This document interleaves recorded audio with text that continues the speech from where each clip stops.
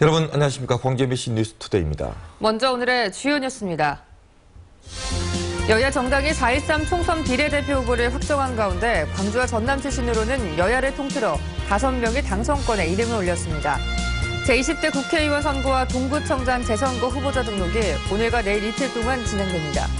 인터넷 포털 사이트에 맛집으로 홍보해주겠다고 식당 업주들을 속여 수억 원을 가로챈 일당이 경찰에 붙잡혔습니다.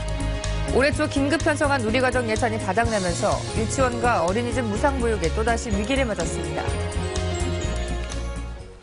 셀프 공천과 개파 공천 논란 속에서 여야가 비례대표 후보 명단을 확정했습니다. 광주 전남 출신은 누가 있는지 또 전망은 어떤지 살펴보겠습니다. 김인정 기자입니다. 새누리당에서는 당선 안정권에 광주 전남 출신의 후보 2명이 이름을 올렸습니다. 비례대표 7번에 받은 신보라 후보는 광주 출신으로 청년 비례로 선정됐습니다. 영암 출신의 프로 바둑기사 조훈현 구단은 14번에 배치돼 당선이 유력합니다. 더불어민주당에서는 영암이 고향인 최운열 전 서강대 부총장이 비례대표 4번에 받았습니다. 국민의당에서는 당선 안정권에 광주 전남 출신이 없었고 정의당에서는 완도 출신의 추혜선 후보와 해남 출신의 윤소화 후보가 각각 3번과 4번에 배치됐습니다. 비례대표는 소수를 대표하는 성격상 지역 대표와는 다르지만 더민주와 국민의당 두 야당이 텃밭을 홀대한 것 아니냐는 비판도 나왔습니다. 새누리당의 경우는 광주 전남 출신을 배치했지만 청년 비례나 직능 대표를 공천함으로써 여당 내에서 지역의 목소리를 대변할 수 있을까 하는 걱정이 있습니다. 지역에서 활동하는 인사 7명이 비례대표를 신청한 것으로 알려졌지만 이들은 후보 명단에 포함되지 않았습니다. 비례대표 후보자 추천 명단을 보니까 우리가 생각했던 분들이 명단이 없어서 정말로 아쉽게 생각하고 있습니다. 지난 18대와 19대 총선에서는 이정현 의원과 주영순 의원이 비례대표로 당선돼 최고위원 등으로 활동하며 여당과 광주 전남의 대화 통로 역할을 했습니다. MBC 뉴스 김인정입니다. 광주 전남에서도 오늘부터 이틀 동안 후보자 등록이 진행됩니다. 광주 전남 선거관리위원회는 총선과 동구청장 재선거의 후보자 등록 신청을 오늘 오전 9시부터 내일 저녁 6시까지 접수한다고 밝혔습니다. 등록을 마친 후보는 오는 31일부터 본격적으로 선거운동을 시작할 수 있고 그 전까지는 예비 후보자에게 허용된 방법으로만 선거운동을 할 수 있습니다. 선관위는 후보자의 재산과 병역, 전과 기록 등의 등록 상황을 홈페이지와 애플리케이션을 통해서 실시간으로 공개할 예정입니다. 하루 사이에 공기가 확연히 달라졌습니다. 현재 광주의 체감온도가 0.8도를 나타내고 있고요. 한낮에는 14도에 머물겠고 찬바람 때문에 체감온도를 끌어내릴 것으로 보입니다. 종일 바람이 강하게 불어오니까요. 따뜻한 옷차림이 어울리겠습니다. 전남 동부 내륙에는 낮 동안에 산발적으로 빗방울이 살짝 떨어지겠습니다. 현재 광주와 전남에는 옅은 안개가 껴있는데요. 이 안개는 기온이 오르면서 거치겠고 낮 동안에 북서쪽에서 찬 공기가 내려오면서 남해안과 서해안 지역을 중심으로 바람이 강하게 불어오겠습니다. 현재 기온입니다. 전남 일부 내륙은 영하권까지 떨어져 있는데요. 체감온도 이보다 2, 3도가량 더 낮습니다. 무한 0.7도를 가리키고 있고 곡성 영하 1.3도를 나타내고 있습니다. 한낮에는 어제보다 1도에서 2도가량 낮겠는데요. 순천과 광양 15도, 여수 12도에 머물겠습니다. 날씨였습니다. 올해 초 가까스로 위기를 넘겼던 유치원 어린이집 보육 대란이 또다시 초읽기에 들어갔습니다. 당장 다음 달부터 지원금이 끊길 상황이라 어린이집과 유치원들은 어떻게 고비를 넘길지 답답해하고 있습니다. 이계상 기자입니다. 지난 1월 보육 대란을 막기 위해 광주시와 교육청이 마련한 예산은 석 달 동안 지원할 수 있는 311억 원입니다. 이 예산은 유치원의 경우 지난 11일 전후에 바닥이 났고 어린이집은 이번 주 안에 소진됩니다. 원화가 100명 미만인 대부분의 유치원이 운영비의 80~90%를 누리과정 지원에 의존하고 있어서 예산 지원이 끊길 경우 곧바로 문을 닫아야 할 처지가 됐습니다. 인건비가 60~70%를 차지해요. 60%, 70%를. 그러면은 말 그대로 국가에서 지원하지 않으면 인건비는 줄 수가 없다는 게 딱 답이 나오는 상황입니다, 지금. 광주시 교육청은 다음 달 하순에 열릴 시의회 임시회에 유치원 관련 추경 예산안을 제출할 계획입니다. 하지만 어린이집 관련 예산은 정부와 지자체가 해결하라고 촉구할 방침입니다. 광주를 비롯한 전국 시도교육청은 누리과정 문제를 4월 총선의 이슈로 삼아서 해법을 찾으려 했지만 이조차도 여의치 않은 상황입니다. 지방정부의 수장인 시도지사가 중앙정부를 상대로 싸움을 하든가, 그래 승리를 하든가, 아니면 지방정부가 고스란히 어린이집의 누리과정은 다 예산을 세워야 할 문제가 된 것 같습니다. 누리과정 예산 마련을 위한 해법을 찾지 못하고 있는 가운데 유치원과 어린이집들은 대책 없는 4월을 맞게 됐습니다. MBC 뉴스 이계상입니다. 유치원이나 어린이집에 자녀를 맡기는 학부모들도 답답하긴 마찬가지일 것 같습니다. 네, 교육 재정을 책임지고 있는 장희구 광주시 교육감과 함께 현재 상황과 향후 전망에 대해 들어보겠습니다. 안녕하십니까? 네, 안녕하세요. 네. 4월부터는 이제 그 예산 책정이 좀 안 된다는 얘기잖아요. 네, 그렇습니다. 네. 현재 저희들로서는 예산 상황이 매우 어렵지만 그래도 유치원은 3월분까지 편성을 했어요. 그러나 어린이집은 편성하지 못한 상황이기 때문에 정말 어려운 상황이 돼 있습니다. 네. 네, 어린이집 누리과정 예산을 편성하지 않은 이유가 무엇일까요? 그 부분에 대해서는 저희가 국민 여러분들께 특히 영유아 학부모 여러분들께 정말 죄송하게 생각하는데요.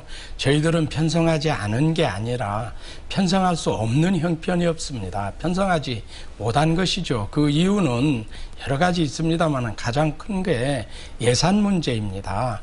저희들로서는 초중등 교육에 써야 할 예산도 빠듯해서 힘든 상황인데 지금 어린이집 보육료까지 책임지라고 하다 보니까 그 예산이 우리 지방교육 재정에서는 나오지 못하는 이런 상황이고요. 또 하나는 이제 법률적 근거도 매우 희박하다 하는 것인데요. 지금 전국적으로 17개 시도 중에서 네. 모두 편성한 데는 대구 한 곳입니다. 그런데 이 대구도 폐교를 매각한 그 학교 매각대금으로 일부 충당한 이런 상황이거든요. 그만큼 저희가 예산이 어렵습니다. 2012년보다 2015년에 교수학습활동 지원비, 그러니까 학생들의 초중등 학생들의 이제 학습활동에 투여해야 할 예산이 거의 1조 8천억이 줄었습니다. 이거는 뭐 누리과정 예산 부담하다 보니까 이렇게 된 거고요.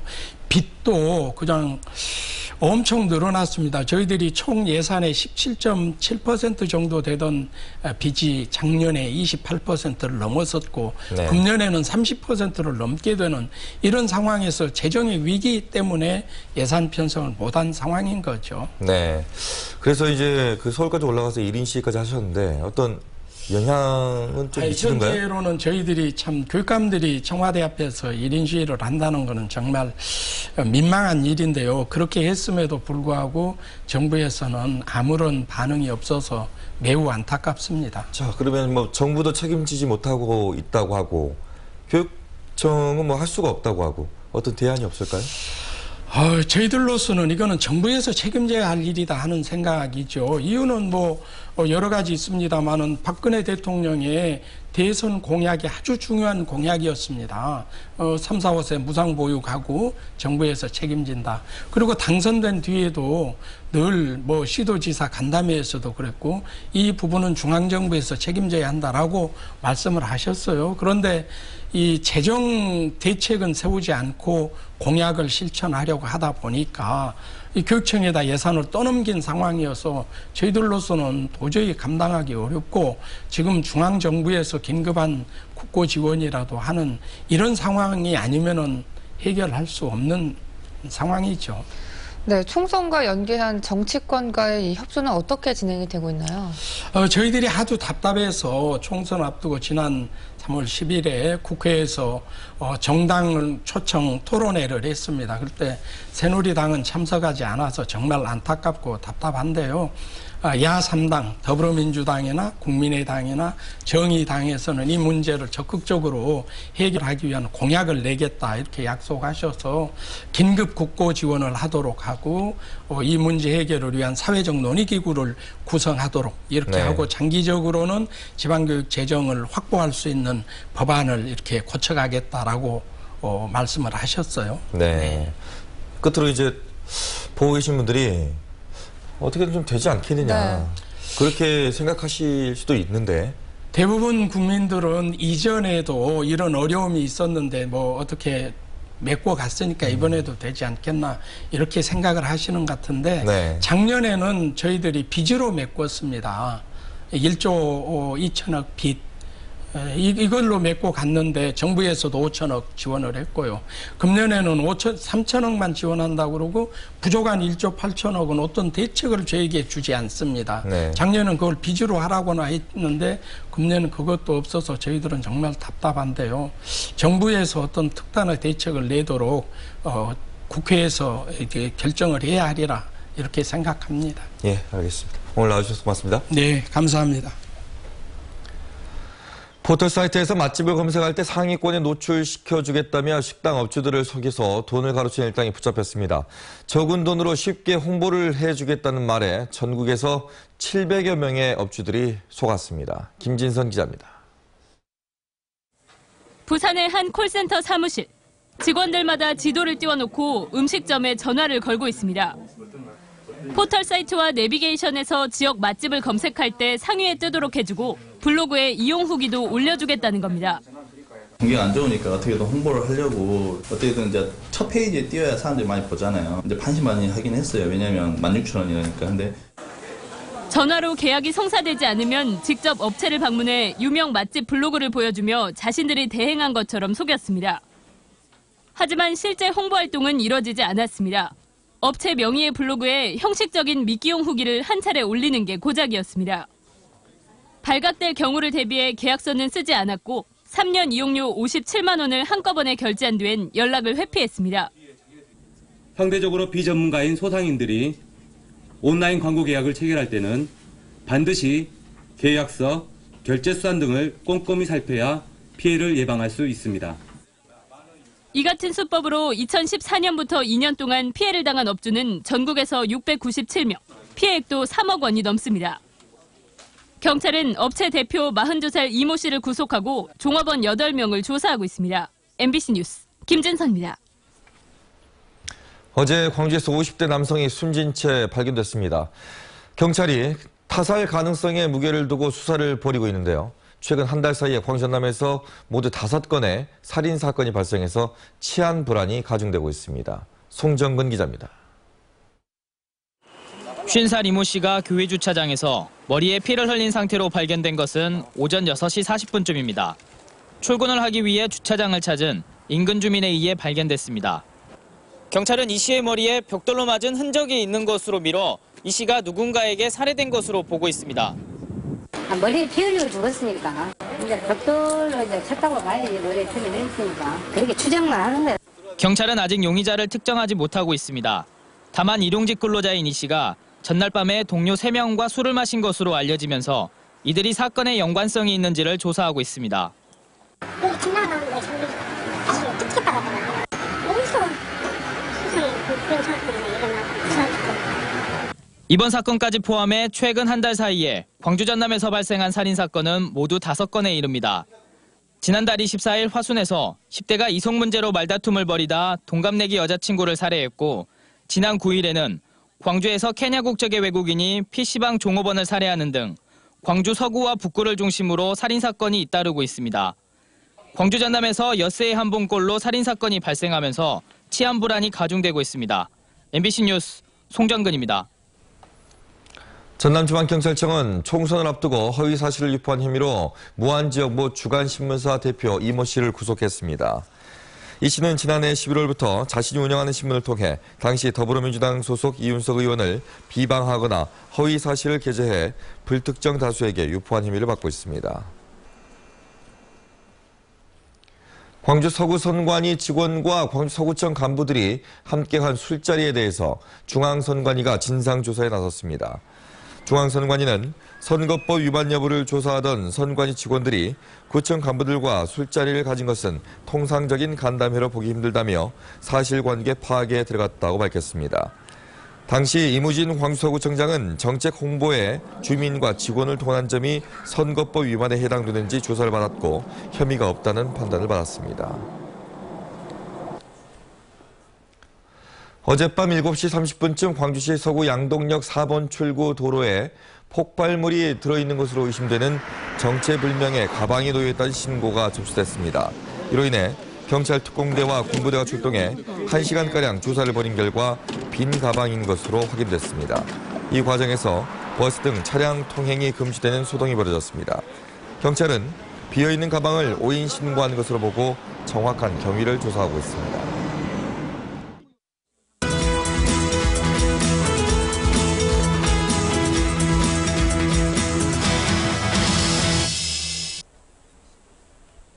광주 북구을 선거구에서는 청와대 비서관 출신의 두 후보가 맞대결하게 됐습니다.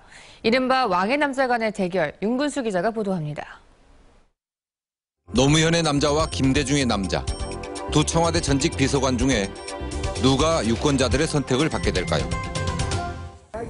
더불어민주당의 이형석 후보는 참여정부 청와대 비서관과 최연소 광역시 의회 의장, 광주시 경제부시장 등을 지냈습니다. 폭넓은 정치 경험과 지역에 대한 이해가 높다는 점이 강점입니다. 제가 경제부시장 시절 추진했던 자동차 100만 대 생산기지를 조기에 구축함으로 해서 우리 광주의 미래 먹거리와 그리고 우리 청소년들의 일자리를 반드시 해결하는 데 노력하겠습니다. 국민의 정부에서 청와대 비서관을 지낸 국민의당의 최경환 후보는 누구보다 호남의 정체성에 걸맞는 후보라고 자부합니다.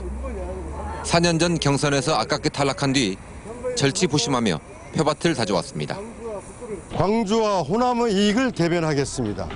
전국의 김대중 세력, 호남 세력을 일치 단결시키고 야권 연합을 통해 정권 교체를 이룩하겠습니다.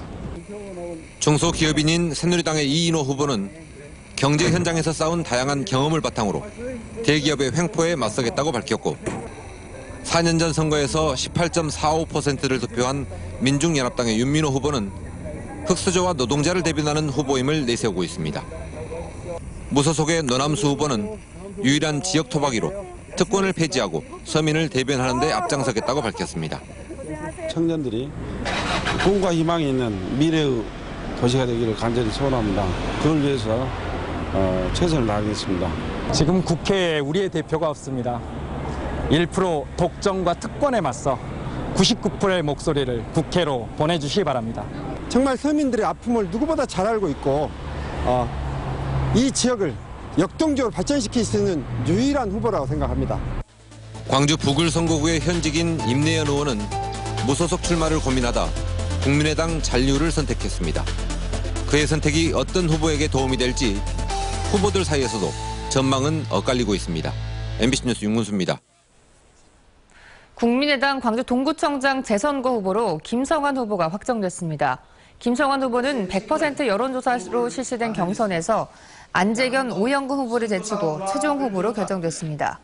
이에 따라 광주 동구청장 재선거는 더민주의 홍진태 후보와 국민의당 김성환, 그리고 무소속연대 합의한 양혜령, 문팔갑 예비후보 중 한 명으로 압축됐습니다. 더불어민주당 총선 후보 4명이 초심을 잃지 않겠다며 의전과 계파 정치를 하지 않겠다는 내용의 5대 선언을 발표했습니다. 양양자, 이용빈, 정준호, 송갑석 후보는 광주 시민의 요구대로 이번 총선에서 현역 후보는 한 명도 없다며 작지만 강력한 실천으로 시민에게 사랑받는 정당으로 거듭나겠다며 이같이 밝혔습니다. 또 막말 정치와 줄 세우기 정치, 지역 정치를 중앙 정치의 도구로 이용하지 않겠다고 선언했습니다.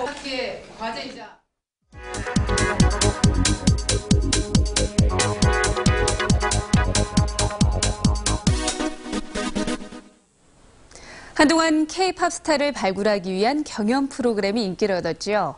음악이 아닌 창업에서도 경연의 장이 열립니다. 정부 4개 부처에서 다음 달 15일까지 창업 경연 참가자를 모집한 뒤에요. 부처별로 예선대회를 열 예정입니다. 미래부는 지역에 특화된 분야의 창업자나 창업기업을 선발하고요. 중소기업청은 이미 창업 지원을 받은 청년들을 대상으로 경연을 펼칩니다. 교육부는 전국대학에서 창업팀을 추천받아 본선 진출팀을 가립니다. 그리고 마지막으로 국방부는 현역 군인을 대상으로 창업자를 선발할 예정이라고 하네요. 6달에 걸쳐 진행되는 창업 경연, 총 상금 10억여 원이 걸려 있습니다. 창업을 위한 멘토링 등 각종 지원도 받을 수가 있는데요. 경연 참가 희망자들을 위해서 오늘부터 이틀 동안 광주과학기술원에서 설명회가 열릴 예정입니다. 창업에 관심 있는 분들은 도전해보셔도 좋을 것 같습니다. 카드뉴스였습니다. 대한민국 제1호 국가정원의 봄기운이 완연합니다. 국가정원 안의 봄꽃들이 본격적으로 개화를 시작해서 전국의 상춘객들을 맞이하고 있습니다. 김주희 기자입니다. 따사로운 봄기운이 완연한 순천만 국가정원. 원색의 색감을 뽐내며 화사하게 개화한 튤립들이 먼저 상춘객들을 맞이합니다.